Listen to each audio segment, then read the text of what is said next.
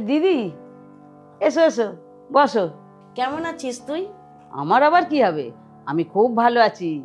তুমি কেমন আছো বলো? এই আমি আছি। তোর ছেলে বউকে দেখতে পাচ্ছি না, কোথায় গেছে নাকি? হ্যাঁ, ওরা দুজনে আজকে বাড়িতে নেই, ওরা আজকে একটা পার্টিতে গেছে। পার্টিতে গেছে? তাহলে তুই যাসনি কেন? আরে আমাকে দুজনে মিলে ওরা কত জোর করছিল যাবার জন্য, আমি যাইনি। আচ্ছা তুমি বলো, আমি যদি যাই তাহলে ঘরটা তো ফাঁকা থাকবে, তাই আমি ওদেরকে জোর করে পাঠিয়ে দিয়েছি। পায়েল, তুমি রেডি হয়েছো? দেরি হয়ে যাচ্ছে, তাড়াতাড়ি চলো। এই তো আমি রেডি হয়ে গেছি, চলো। বাবু, আমিও রেডি হয়ে গেছি। আরে তুমি কোথায় যাবে? আমিও যাবো তোদের সাথে। তুমি দেখতে পাচ্ছ না আমরা দুজনে স্বামী স্ত্রী আলাদাভাবে টাইম স্পেন্ড করতে যাচ্ছি? বুড়ো বয়সে ভীমরতি হয়েছে? নিজের যৌবনকালে তো ভালোই ঘুরেছো, এবার ঘরে বসে থাকো, আমাদের মাঝখানে কাঁটা হয়েও না। হ্যাঁ মা, পায়েল ঠিকই বলেছে। তুমি আমাদের সাথে গিয়ে কি করবে? তাছাড়াও আমাদের ওখানে অনেক বন্ধু বান্ধব আসবে, তোমাকে নিয়ে গেলে আমি অসম্মানে পড়ে যাব। এটা কি কথা বলছিস তুই বাবু? তুই তোর মাকে তোর সাথে নিয়ে যাবি, তাতেই তুই এত অসম্মান হবি? তুমি জানো সেখানে কত বড় বড় বিজনেসম্যান আসবে, তাদের স্ত্রী আসবে, তাদের দামি গাড়ি, দামি পোশাক। আর তোমাকে যদি আমি সেখানে নিয়ে যাই, আমার স্ট্যাটাসটা মেনটেন হবে তুমি বলো? এই চলো তো, বুড়ো বয়সে যত ভীমরতি।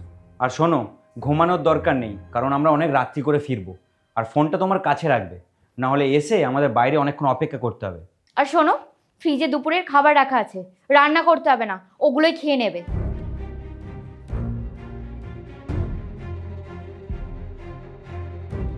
আমি ওদের বলেছি তোরা বাইরে যা, মজা কর, আনন্দ কর, আর আমি তো ঘরেই থাকবো।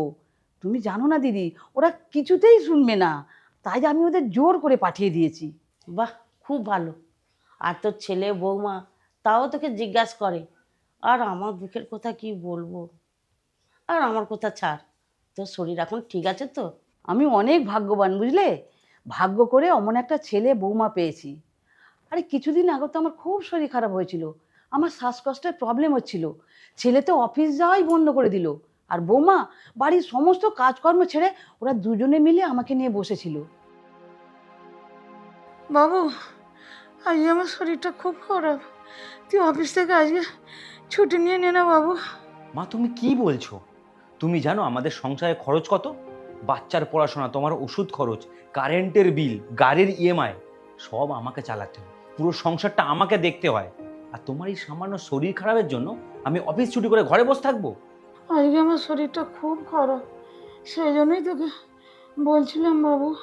তুমি কি আমাকে জিজ্ঞাসা করে নিজের শরীরটা খারাপ করেছিলে? তা তো নয়, ওষুধ টেবিলে রাখা আছে, চুপচাপ খেয়ে নেবে। তুই একবার ভেবে দেখ, তুই অনেক ভাগ্যবান করে একটা ভালো ছেলে পেয়েছিস। এখনকার ছেলে বৌমারা বুড়ো বয়সে বাবা মাকে বৃদ্ধাশ্রমে দিয়ে আসে। হ্যাঁ, তুমি ঠিক বলেছ, আমার ভাগ্যটা এতটাই ভালো। এই শোনো, আমাদের মেয়েটা বড় হচ্ছে, সেই খেয়াল আছে তোমার? তোমার মা আর কতদিন আমাদের উপর বোঝা হয়ে থাকবে বলো তো? তোমার মা তো সবই দেখতে পাচ্ছে, তোমার মায়ের একটু লজ্জা করছে না? হ্যাঁ, তো আমি কি করব? তুমি এক কাজ করো, তোমার মাকে বৃদ্ধাশ্রমে দিয়ে আসো, ওখানে ওনার বয়সী অনেকেই থাকবে, তাদের সাথে দেখা হবে, কথা হবে, তাহলে উনি ওখানে ভালোই থাকবেন। আর তাছাড়া আমরাও তোমার মায়ের থেকে মুক্তি পেয়ে যাব। কথাটা তুমি ঠিকই বলেছো, এটা হলে আমাদের সব থেকে ভালো হয়। কিন্তু মা কি রাজি হবে? রাজি হবে না কেন? এই সংসারটা এখন তুমি চালাও, তুমি এই বাড়িতে ইনকাম করে নিয়ে আসো, তুমি যেটা বলবে সেটাই শেষ কথা। তুমি ঠিকই বলেছ, এরা কিরকম ধরনের ছেলে মেয়ে কি জানি, বাবা মাকে আবার কেউ বৃদ্ধাশ্রমে দিয়ে আসে। ভগবান যেন এরকম ছেলে কাউকে না দেয়।